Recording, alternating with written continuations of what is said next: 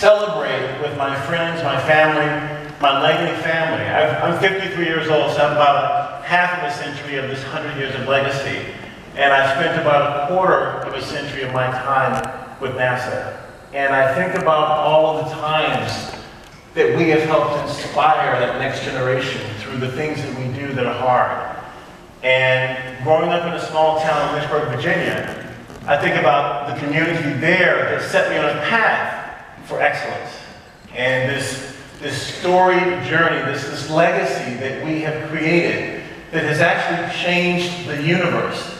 We have probes that are at the heliopods, Voyager, where the sun has no more influence on the solar wind.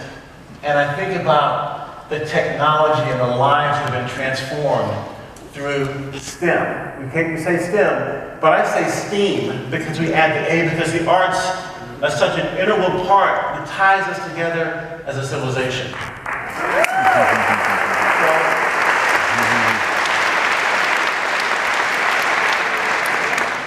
And throughout this journey, unbeknownst to me, I've been chasing space all my life and I didn't even know it. And I think about what set this course on this path was when John F. Kennedy petitioned Congress for money to send a man to the moon and back safely. And this was May of 1961. Basically a month after Yuri Gagarin, April 12th, orbited the Earth before us. And I was talking to a young girl the other day who sent me an email from her father's email. She said, Mr. Melvin, if there had been no Jim Crow laws or segregation in the 50s and 60s, would we have beat the Russians to orbit the Earth? And I said, wow. She said, well, can you ask Katherine Johnson then? So today, I had a chance to talk to Katherine.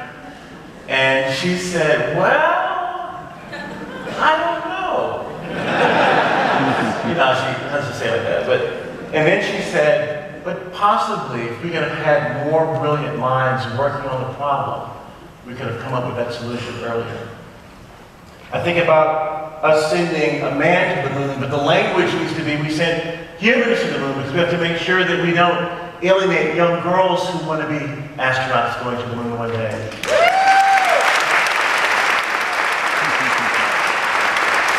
So the language that we use is so critical to make sure that everyone's included in the meetings, in the discussions, that people are no longer hidden.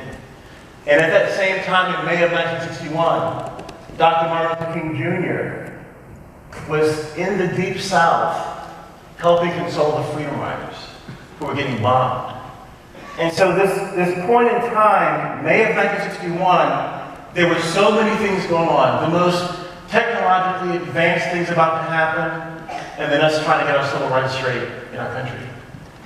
And then, I wasn't born yet. I was born in 1964. So when I think about this picture, September of 1961, this is my parents, Deems and Grace Melvin, on the left and in the middle.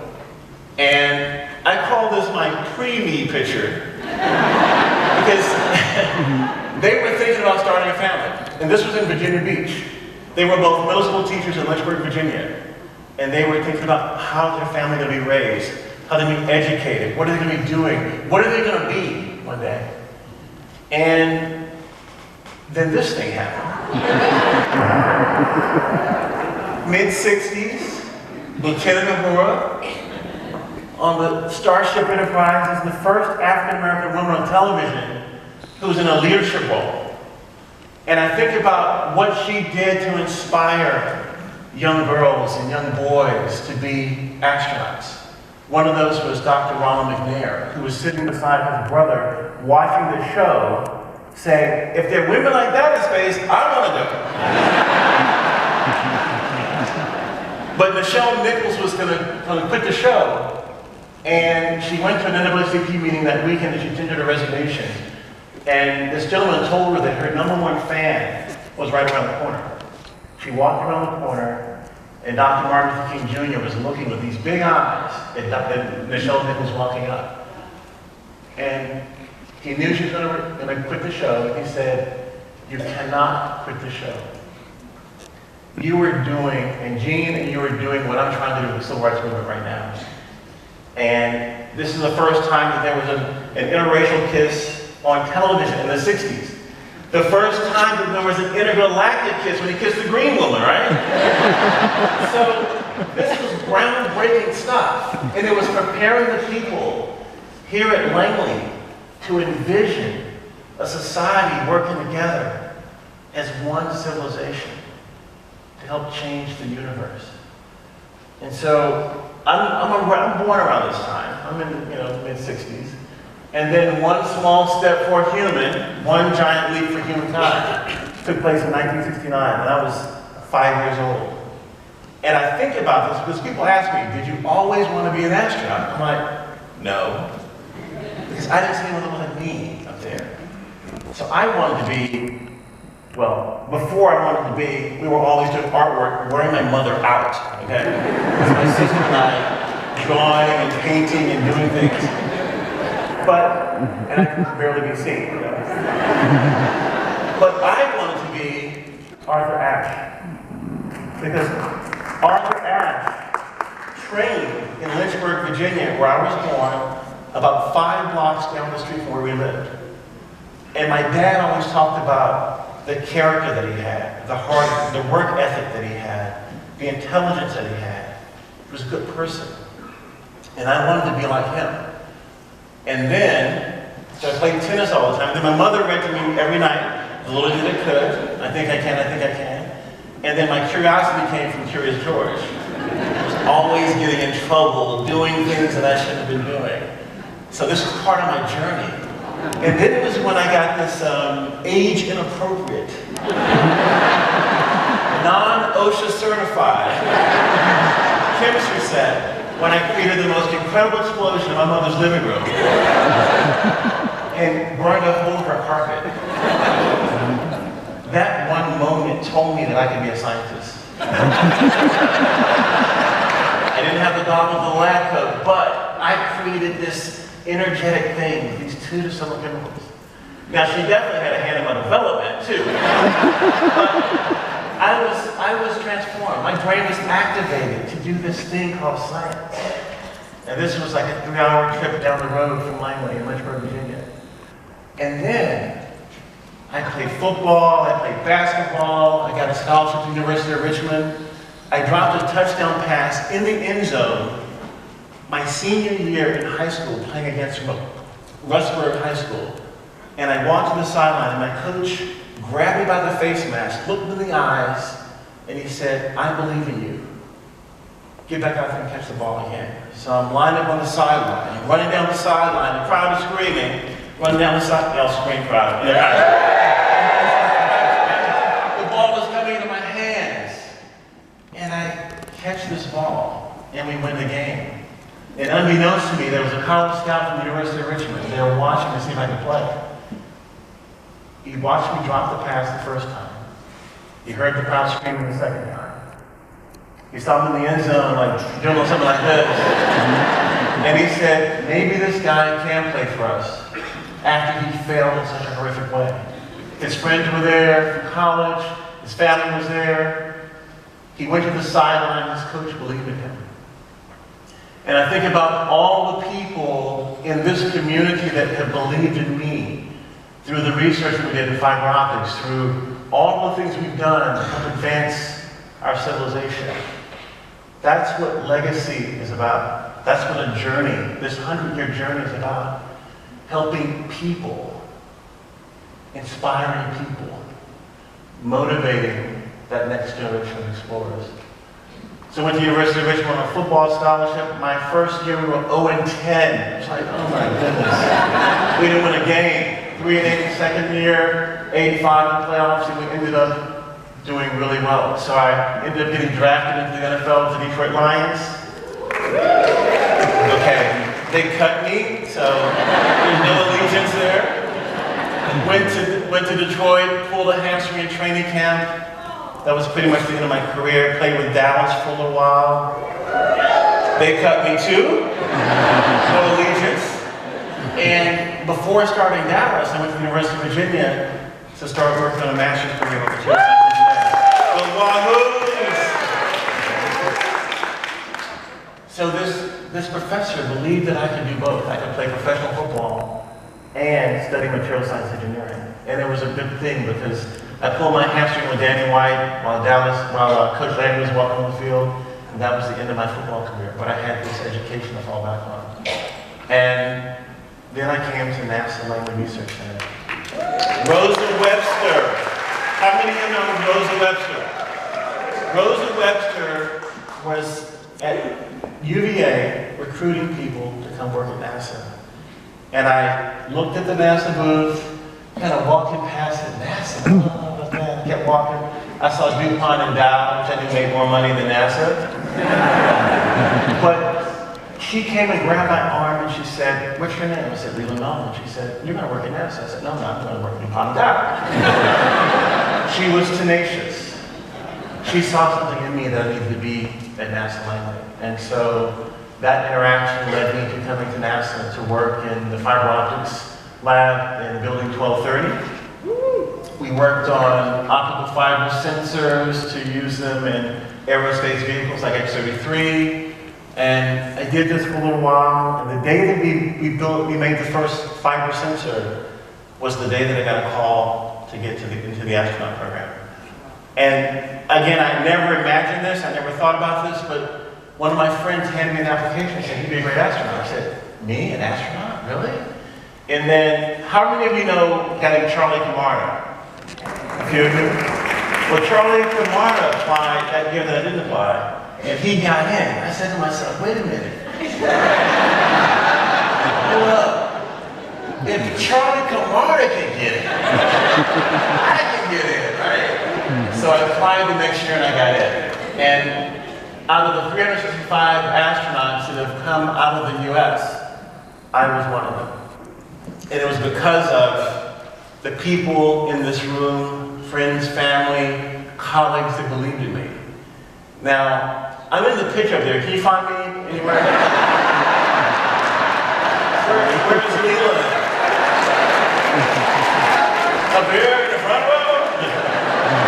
Let me give you a little help. There I am. I was not a hidden figure. I was in the core. I was in the core. I was in the group. I was in the club.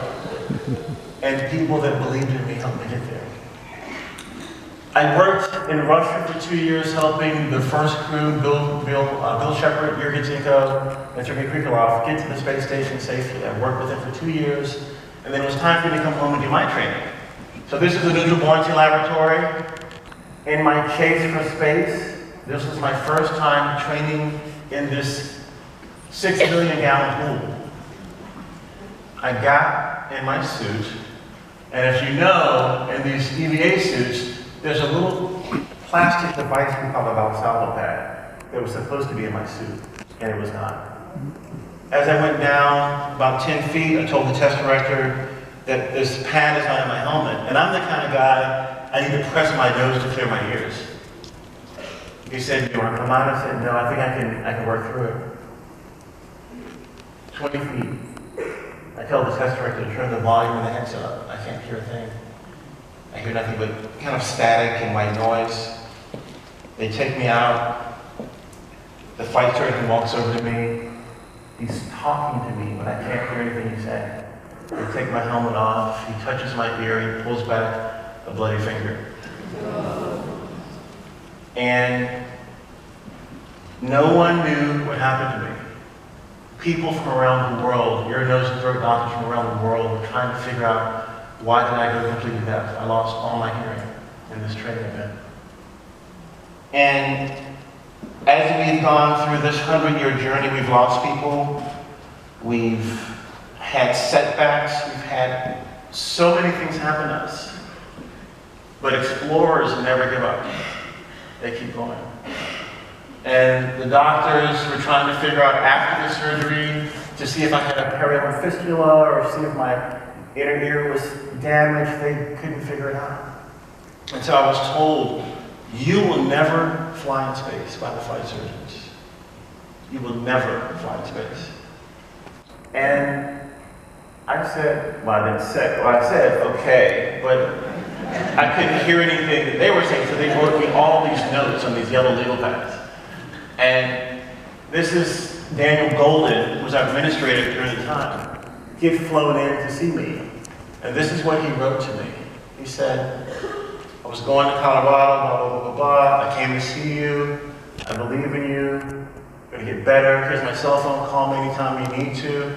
Well, if I call him, I can't hear him. I mean, what? So then he gave me this Eagle's Nest Nebula, where it's this nursery of stars, where stars are born. So you've seen that image before. One of the first images that the Hubble telescope took when it was repaired, when the scientific community said, you can't repair that with these clumsy astronauts with these clumsy gloves. There's no way to do that. And Dan Golden said, we do not give up on Hubble. We're not going to give up on you. And I think then he was fired like 3 months later or something. But long story short is, again, people were believing in me, sometimes when I didn't believe in myself. And this happened, my hearing came back slowly. I'm still hearing impaired this year. Things got better, but still the flight surgeons wouldn't let me fly in space. And so I went to work with NASA Education in Washington, D.C. to work the Educator Astronaut program. And this was 2003, of January 2003. Many of you know what happened February 1st, 2003. We lost our colleagues in Columbia. I was in D.C. I drove to David Brown's parents' home in Washington, Virginia to console his parents who had just lost their son in this tragedy. And I'll never forget what happened that night on Browns Mountain in Washington, Virginia. His father looked him in the eyes with tears and he said, Leland, my son is gone. There is nothing you can do to bring him back. But the biggest tragedy would be if we don't continue to fly in space to honor them, to carry on their legacy. And I'm like, wow. And I started crying. And his wife, Dottie, was there. And we hugged and we cried and we were ready to honor the legacy of the Columbia crew. That night was so transformative for me because I wanted to figure out what I was going to do to honor our fallen heroes. And we went to the memorial service at Arlington Cemetery. We then flew to different memorial services around the country on the NASA airplane. And the chief flight surgeon, Rich Williams, was watching me. He was sitting beside me. Takeoff and landing, he would take notes in a little black notebook. And in May of 2003, when I was ready to come back home to Johnson to finish up the selection process for these educator astronauts, he called me in his office and he said, Leland, I believe in you. Here's the waiver for you to fly in space. If I had given up like some of my friends had told me to do, we said, quit NASA, write the tell-all book and get paid. They're like, no, I'm not going to do that. I'm going to stay the course, stay the path. And that's what we've done over these 100 years. We've stayed the path to excellence. And after that, the dog picture came up, got assigned to a flight, and they said, you can bring your family and take pictures. I'm like, well, my family's in Virginia. And I said, can I bring my dogs? I said, well, dogs aren't allowed on center, you know, so I had to sneak my dogs in. Had like a jar of milk bones, and eating the bones, and everything was great until the bones ran out, and then they started barking, the security guard came, and then we got the picture. So I took this picture before my first flight, STS-122, went to the International Space Station. My job, because I couldn't train in the pool anymore, was to do robotics. And so I was going to do the robotic arm and install the Columbus Laboratory to the International Space Station. And Langley had designed some inspection techniques for looking at these tiles that were damaged on the Columbia accident so that we could do an entire scan of the entire underbelly, the nose cap, and everything, all the wings, so we'd be safe. And so I think about the people that worked on that project, the people that helped keep us safe as astronauts in space. And then coming up on the space station, this is what it looked like before we got there. My job was to take this module out of the payload bay. This was the European Space Agency's laboratory. So before I got the mission, I was in mission control, and there were about 10 German flight controllers in there. And they said, we hear you're going to install the Columbus Laboratory. And they're high-fiving me and chest-bumping me. And it's a really joyous moment. As I'm walking out of the room, this one guy, he's got his arms crossed, looks at me and says, Mr. Melvin, we've been waiting 10 years. Don't screw it up. So as I'm taking this out of the payload bay, installing it to the station, the motion starts stalling out just a little bit. It's these 4 ready-to-latch indicators that are spring-loaded that are pushing a little bit on the modules getting closer. And the motion stopped. And in the back of my mind, this, don't screw it up. One little pull. Peggy Whitson was the commander. She said, pull just a little bit more, and now it's installed to the space station. So this is going to be this home for European astronauts and other astronauts. And after we did this marvelous feat, Peggy, who's up in space now, invited us over to dinner in the Western segment. Peggy said, you guys bring the rehydrated vegetables, we'll have the meat. So we float over with this bag of vegetables, and we kind of float around the table. There are people we used to fight against that we are breaking bread with at 17,500 miles per hour, going around the planet every 90 minutes, seeing a sunrise and a sunset every 45 minutes. I think about that meal. Sade is playing through the speakers. It's like smooth operators playing, and they're like doing a little dance, floating food to each other's mouths. But it was this moment, another transformative moment. Looking down at our respective hometowns, flying over Virginia, and then soon after that over Paris and over Russia, and connecting back around the planet with people that we used to fight against. This space program brings people together through a language of technology and engineering and art and music and culture. It's something that fuels us as a civilization. So we finished the meal to get back to work, and then this is what the station looked like as we were flying around it going home. We had built this outpost to house Muslim astronauts, to house the first female commander, to house people that we used to fight against. And then I came home, and I connected with Pharrell Williams, who's from Virginia Beach. And I connected with Quincy Jones, who when I was in space said, he interviewed me and he said, Leland, you know that math and music are the only 2 true absolutes that use both the right and left side of your brain. So if you know math, you know music. If you know music, you know math. And when we teach STEM, we gotta add the A to make sure that kids know that it's creativity, it's ingenuity, it's music, it's all these things combined. And I call this the old school, new school picture, like the new school, old school. There's Buzz and Quincy and Pharrell and Leland. But this was a powerful moment.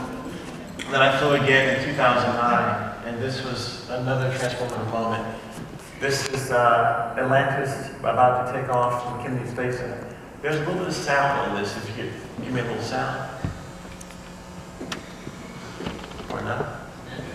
Oh, I think I have to go. 6, 5, 4, 3, 2, 1, 0, and liftoff of Space Shuttle Atlantis on a mission to build and resupply.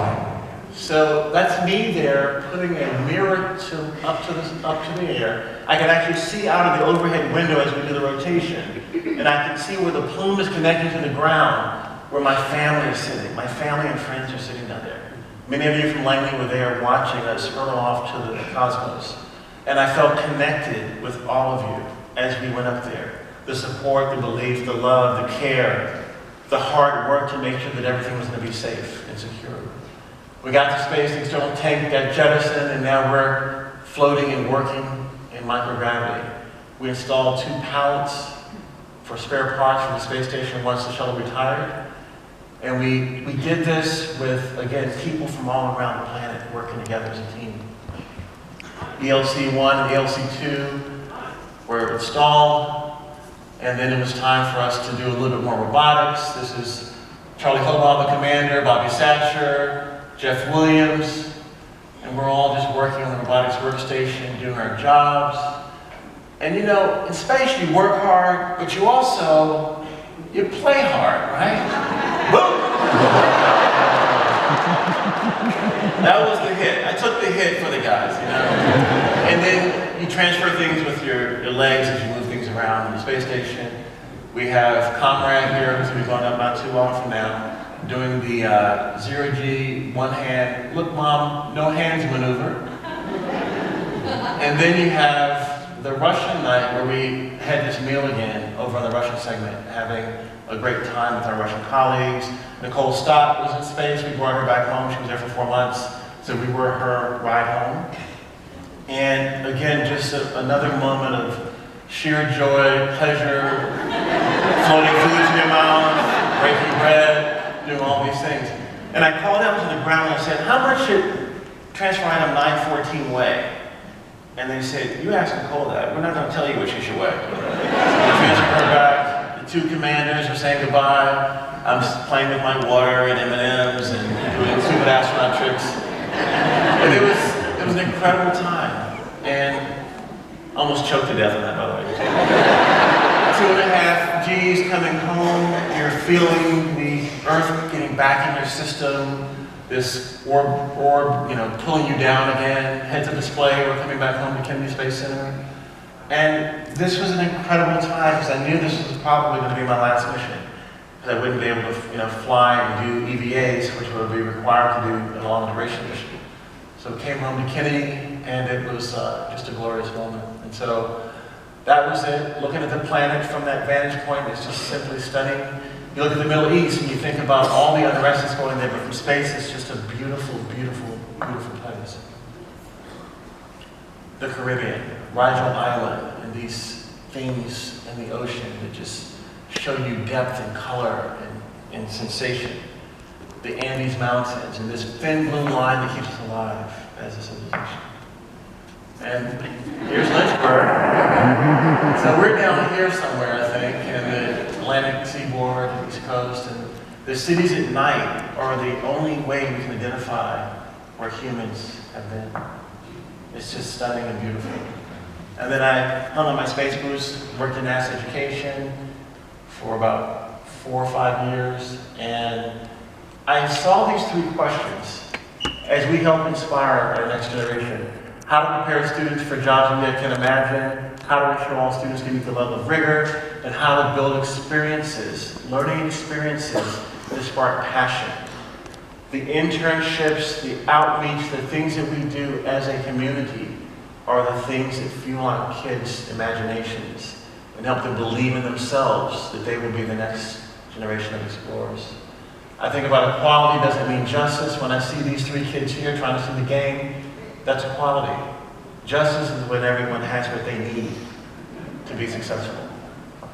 And then Katie Coleman was in space while we talked to young girls in Harlem, New York, at Donna Karen's studio, trying to inspire them to look past their surroundings of poverty and all these ills, so that they can be inspired to do what they want to do with that inspiration. And then my friend Beth Nielsen Chapman, I think she's up there, she played this beautiful music tonight. We had a chance to do some work in education down in Vanderbilt in Nashville, where we were inspiring kids and families with some of the mighty sky work that they did. And I had a chance to do a little spoken word with Beth as she was playing, but it was incredible. And that's why the arts are so important. Mars one day will be there. It'll be the people in this room that help get us there. And I think about my education team that was here at Langley before I retired. They were helping, again, move this message forward. And then I think about Katherine Johnson, who I saw this morning, who has transformed so many minds to let them know that they can be like her with a pencil and a piece of paper to help change our universe. So, 100 years NASA Langley. I'm proud to be part of that storied legacy, and I'm proud to be part of that incredible future. Thank you so much, and Godspeed.